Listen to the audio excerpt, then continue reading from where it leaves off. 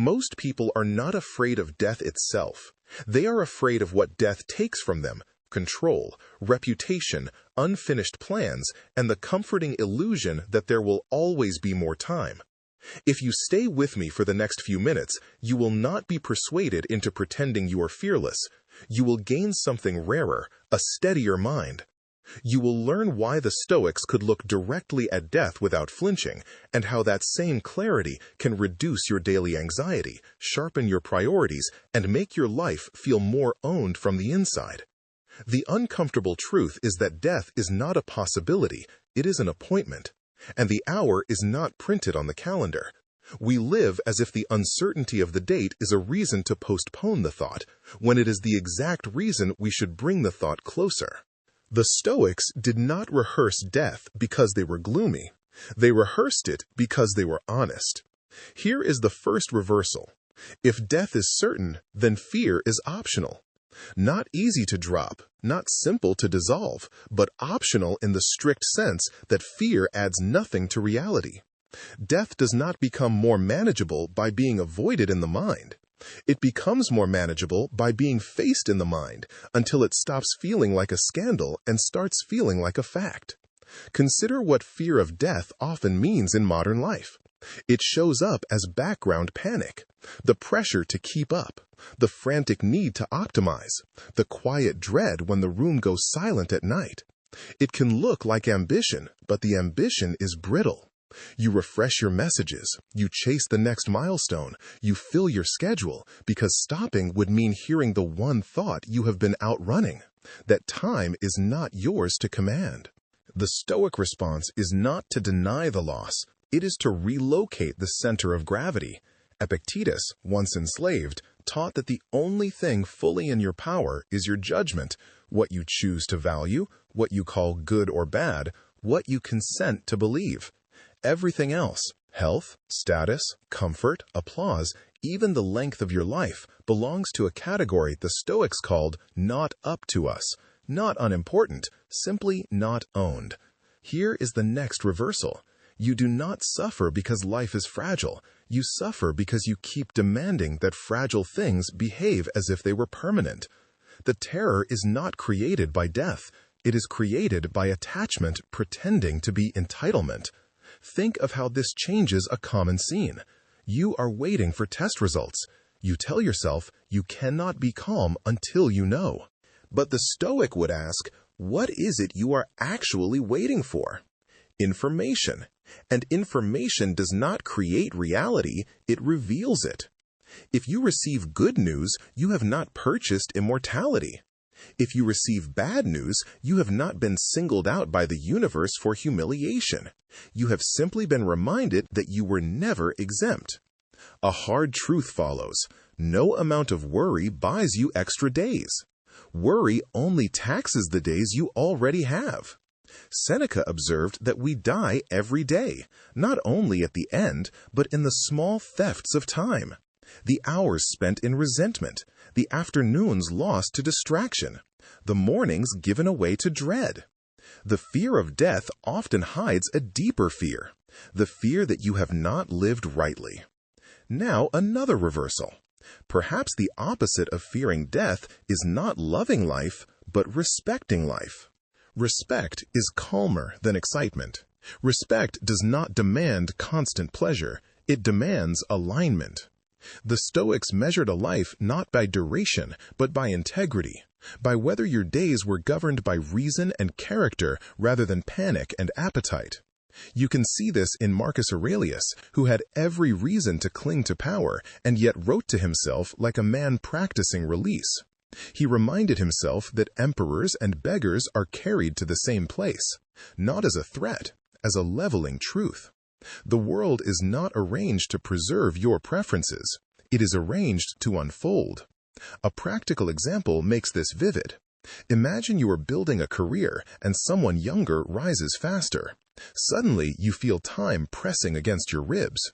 You think, I'm falling behind, and underneath it, I will run out of time before I matter. The Stoic move is not to extinguish ambition, but to purify it. What is truly yours here?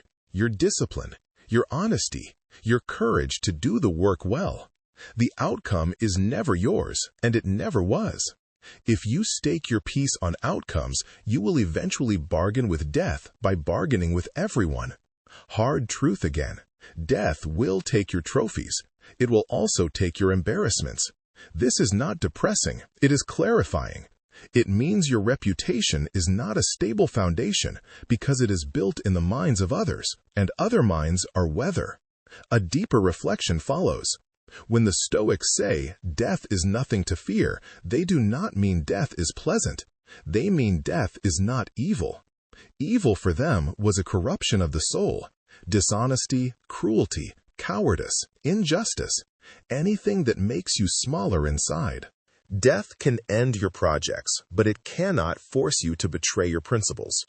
Even under pressure, even in pain, the final sovereignty remains, whether you will meet reality with dignity or with distortion. Here is another reversal. Death is not the enemy of meaning, it is the condition of meaning. If you were promised endless time, you would postpone everything worth doing. The limit is what gives shape. The edge is what gives the sculpture its form. Look at a modern life example. You tell someone you love them, but you do it quickly, half looking at a screen. Later you realize you assumed there would be a later. The Stoic practice of memento mori, remember you will die, was never meant as a gloomy slogan. It is meant to restore full attention. It is the quiet pressure that turns vague affection into a deliberate act. Speak carefully. Forgive sooner. Do not save your courage for a future you have not been granted. Hard truth: when death comes, you will not negotiate. It will not be impressed by your plans. And the more you treat life as a negotiation, the more you will fear the moment bargaining ends. Now the Stoic reflection becomes personal. Ask yourself what you fear when you imagine dying. Is it the pain, the separation, the unfinished story? Many people fear a blank, but what they truly fear is losing the identity they have been polishing. The Stoics would say, you are not your story. You are the faculty that can tell the truth about your story. If you cling to a self-image, death threatens it. If you cling to virtue, your ability to act well, death cannot corrupt it. Here comes another reversal. The fear of death is often a disguised desire to be the author of everything. But you were never the author of everything. You are a participant, and there is a profound relief in becoming a participant on purpose. Modern example: anxiety at night. The mind runs simulations. It imagines illness, accidents, losses. It tries to control tomorrow by exhausting itself tonight. Stoicism does not mock this.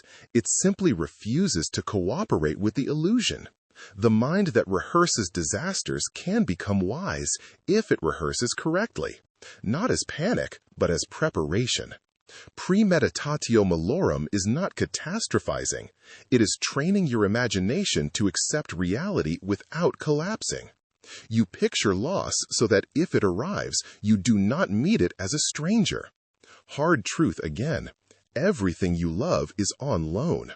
The people, the body, the ease, the certainty.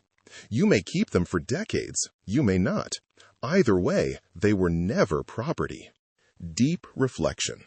To love something as a loan is not to love it less. It is to love it without demanding that it remain unchanged. It is to say with a clear heart, I cherish you, and I will not make you responsible for my denial. Practical example: aging parents. The slow changes, the shifting roles, the temptation to resist, to argue with time itself. The Stoic would not call grief weakness. Grief is natural, but they would ask you to add one thing to grief: gratitude without protest. Not gratitude as forced positivity, but gratitude as accuracy. This was given. It is being returned. My task is to meet the return with honor. And that brings us to a turning point. Up to now, we have been loosening the grip of fear by seeing what is and is not yours. In the second half, we will go further. How to live so that death loses its power, not by being ignored, but by being integrated. until it becomes a quiet companion rather than a shadow. Before we continue, a brief invitation. If these ideas are helping you look at life more clearly, consider subscribing and leave a thoughtful comment about what you personally find hardest about death, uncertainty, pain, unfinished work, or something else. I read them, and your reflections shape what we explore next. The second half begins with a hard truth that is often avoided even by thoughtful people. You can do everything right and still die at an inconvenient time. You can be kind and still receive bad news. You can be careful and still lose what you love. The world is not a moral vending machine. The Stoic shift is to stop using death as evidence that life is unfair and start using death as evidence that life is real. Reality does not promise fairness, it offers participation. And participation demands a certain maturity, the courage to invest yourself in what you cannot keep. Here is the reversal. Once you accept that outcomes are not owed, you can finally choose your actions freely. Most people call themselves free, but live like hostages. Hostages to praise, to comfort, to the need to be seen as successful, to the fear of being forgotten. The Stoics defined freedom differently. Freedom is not getting what you want. It is not needing what you cannot control. A modern example makes this plain. You post something and watch the response. If it is ignored, you feel a small death. If it is praised, you feel temporarily alive. The mind becomes a servant of feedback. Stoicism would call this slavery, not because attention is evil, but because dependence is. If your sense of worth rises and falls with external signals, of course you will fear the ultimate external event, death, the moment when no signal returns. Hard truth. Death ends the conversation with the world. It does not end the conversation with your conscience. The question is whether you have been living in a way that lets your conscience be calm. Deep reflection. Conscience, in Stoic terms, is not a list of rules. It is the inner witness. It knows when you acted from principle and when you acted from fear. When you avoid hard conversations to stay liked, when you betray your own standards to gain comfort, you are not just creating problems, you are training yourself to be afraid. Because you are teaching your mind that you cannot be trusted under pressure. And if you cannot trust yourself under pressure, death becomes terrifying. It is the final pressure. Now the reversal. The way to reduce fear of death is not to think about death more, but to live with more integrity now. Fear shrinks when you stop living as someone who needs endless time to finally become honest. Practical example, apologizing. Many people delay apologies because they want the perfect moment, or the perfect wording, or the guarantee that the apology will be received well. Stoicism says, your job is not to control the reception. Your job is to speak truthfully. If you do, you reclaim something death cannot take, moral clarity. You become lighter, and a lighter person is less afraid to be carried away. Hard truth. Pain may be part of dying. The Stoics did not romanticize it. They simply refused to let pain be the master of meaning. Pain is sensation. Terror is interpretation. This does not make pain small. It makes it bounded. Deep reflection. When the Stoics speak about enduring, they are not praising grim endurance as a personality. They are describing a skill, separating what is happening in the body from what the mind adds to it. The mind adds, this should not be happening. It adds, I cannot bear this. It adds, this makes my life worthless. Stoicism challenges these additions, not to make you cold, but to make you accurate. You can endure far more than your panic claims, especially when you stop fighting reality with words like unbearable. Modern example, a panic attack. Your body surges, your thoughts race, the fear says you are dying, and yet you are not. The Stoic lesson is not that the body is trivial, it is that the mind can learn to be a steadier narrator. You can say, this is unpleasant, this is intense, this is not the measure of my worth. The same skill applies when you contemplate real mortality. You learn to name what is happening without turning it into a myth. Here comes another reversal. Many people fear death because they secretly believe they have not yet begun to live. They have been waiting for permission to choose differently, to risk embarrassment, to pursue what matters. Death threatens them because it might arrive before their real life begins. Stoicism responds with a quiet accusation. If you need a future to live, you are already dying in the present. A practical example. You keep a job you hate because it looks safe. You tell yourself you will change later, when you have more savings, more confidence, more certainty. But certainty never arrives. Stoic courage is not reckless quitting. It is honest evaluation. What is the cost of postponement?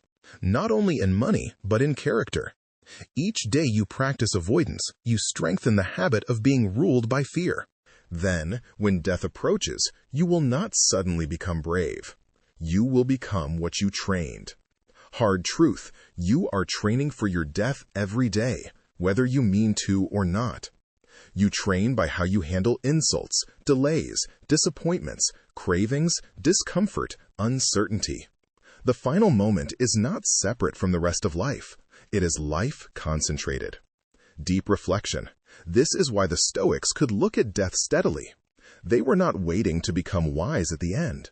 They practiced wisdom in small doses, choosing patience over irritability, honesty over image, restraint over impulse, generosity over bitterness. If the mind becomes accustomed to choosing virtue in ordinary moments, death becomes less frightening, because it is no longer the first time you are asked to face something you cannot control. Modern example, standing in line when you are late. Someone cuts in front of you. Your body heats up with indignation. In a small way, you are being asked, will you surrender your inner peace to something external? If you cannot bear a minor insult without losing yourself, of course you will fear major loss. But if you can meet small losses with composure, you are rehearsing freedom. Another reversal arrives. When you accept death, you become harder to manipulate. A person who fears death desperately can be controlled by threats, by status, by the promise of security at any moral cost. The Stoics saw this clearly in politics and in private life. To fear death above all is to make yourself available for any compromise.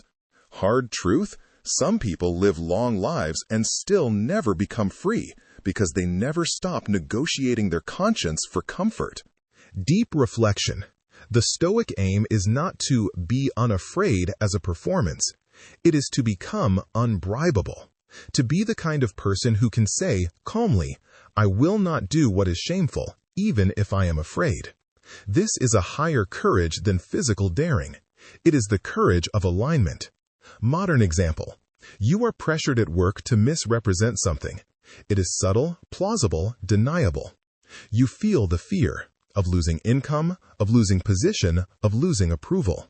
Stoicism asks, what is being threatened really? Not your ability to act rightly, only the externals you have been treating as necessities. If you choose integrity, you may lose something, but you will gain something that death cannot steal, self-respect that does not depend on time. Now, the final reversal. The Stoics did not defeat death by arguing with it. They defeated death by refusing to let it dictate the terms of living. Death says, everything ends. Stoicism replies, then let everything be done with care. This is where inner peace becomes practical. You stop needing life to be endless in order for it to be meaningful. You stop needing guarantees in order to act well. You stop demanding that your loved ones remain, and instead, you meet them with full attention. You stop postponing the essential. You begin to live as someone who understands the value of a day. And if the fear returns, as it will, sometimes, quietly, in the dark, you do not treat it as failure. You treat it as a signal. Fear is telling you where you still confuse what is precious with what is permanent. You listen, you correct the confusion, and you return to what is yours. Your choices, your character, your attention. So, when the Stoics did not fear death, it was not because they believed they were invincible. It was because they had already surrendered the fantasy that invincibility was required.